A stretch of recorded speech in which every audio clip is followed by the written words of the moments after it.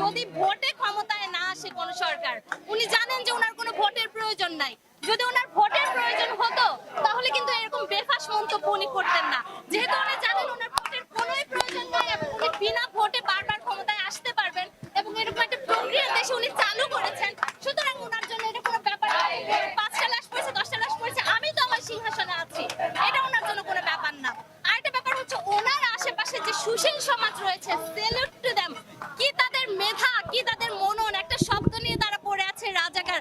স্যাটার বলে যে একটা শব্দ আছে এটা ওনাদের জানাই নেই যে রাজাকার কে বলেছে। পুরো ডায়লগটাও কিন্তু উনি শোনেন নাই যে তুমি কে আমি কে রাজাকার রাজাকার কে বলেছে স্বৈরাচার স্বৈরাচার। ওই শব্দটার দিকে একটু ধ্যান দেন যে আপনাকে স্বৈরাচার কেন বলা হচ্ছে, কারণ আপনি বিনা ভোটে বারবার ক্ষমতায় এসে এরকম বেফাস মন্তব্য করে যাচ্ছেন একের পর এক। এবং আপনি দেখছেন যে আপনি ভারত যাচ্ছেন, চীন যাচ্ছেন, আপনি যুক্তরাষ্ট্রের সাথে তাল মিলিয়ে চলছেন। আপনি জানেন বহির্বিশ্ব আপনাকে এখন পর্যন্ত গদিতে বসিয়ে রেখেছে জনগণের ভোট ছাড়া।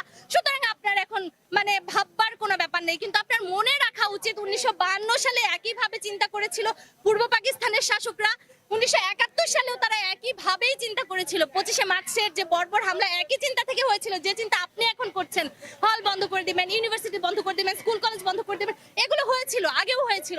অতীত থেকে শিক্ষা নেন, হিস্ট্রি রিপিটস ইটসেলফ। আমরা দেখতে পেয়েছি যে পাকিস্তানের কুত্তাগুলো যেভাবে 52 সালে ভাষা শহীদদের উপরে গুলি চালিয়েছিল, ওনার সেই পেটোয়া বাহিনী, ওনার সেই পুলিশ লীগ একইভাবে আসলে গুলি চালিয়েছে।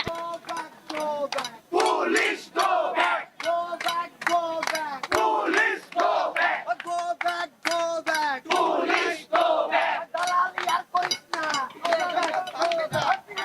থাকবো না। দালালি আর করিস না! দালালি আর করিস না। পিঠের চামড়া থাকবে না! দালালি আর করিস না। পিঠের চামড়া থাকবে না!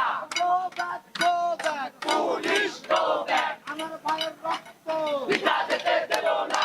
আমার ভাইয়ের রক্ত, পিতা যেতে দেব না! আমার বোনের রক্ত, পিতা যেতে দেব না!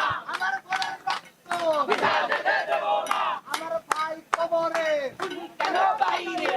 আমার ভাই কবরে। পুলিশ কেন বাইরে? আমরা যারা সাধারণ ছাত্র তারা খুব শান্তিপূর্ণভাবে আন্দোলন করে আসছি। আমাদের মধ্যে কোনো ভায়োলেন্সের কোনো চিহ্নও ছিল না। এক পর্যায়ে এসে দেখা গেল কি, যখন আপনার ওবায়দুল কাদের সাহেব গ্রিন সিগন্যাল দিলেন যে এটাকে ছাত্রলীগরাই রাজনৈতিকভাবে কি দিবে, প্রতিহত করবে। তার মানে আমাদের মাননীয় মন্ত্রী আওয়ামী লীগের সাধারণ সম্পাদক ওবায়দুল কাদের সাহেব উনি নিজেই ছাত্রলীগকে দিয়ে এই ভায়োলেন্সের সূচনা ঘটিয়েছে। আপনারা দেখেছেন এর আগে আমাদের মধ্যে কোনো ধরনের ভায়োলেন্স ছিল না। এরপরে গতকাল আপনারা দেখেছেন যে ছাত্রলীগ এবং পুলিশ ছাত্রলীগকে পক্ষে সাথে নিয়েই সাধারণ ছাত্রদের উপরে হামলা করেছে। আমার প্রশ্ন, ছাত্রলীগ কি বাংলাদেশের আইন প্রণয়নকারী কোনো সংস্থা? তারা সাধারণ ছাত্রদের উপরে হামলা করবে কিভাবে? তাও পুলিশের মতো আইন প্রণয়নকারী সংস্থার পক্ষ হয়ে তারা কিভাবে ছাত্রলীগদেরকে নিজে শেল্টার দিয়ে সাধারণ ছাত্রদের উপরে হামলা করাচ্ছে।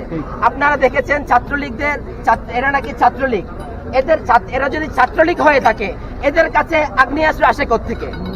এরা আগ্নেয়াস্ত্র নিয়ে সাধারণ ছাত্রদের উপরে হামলা করে কিভাবে? পুলিশ কি এগুলো দেখে না? আপনারা দেখেছেন যে কজনের আগ্নেয়াস্ত্র সহ যে কজনের ছবি প্রকাশিত হয়েছে তাদের পরিচয় উদ্ঘাটিত হয়েছে। এখনো কি তাদের কাউকে গ্রেফতার করেছে পুলিশ? করেনি।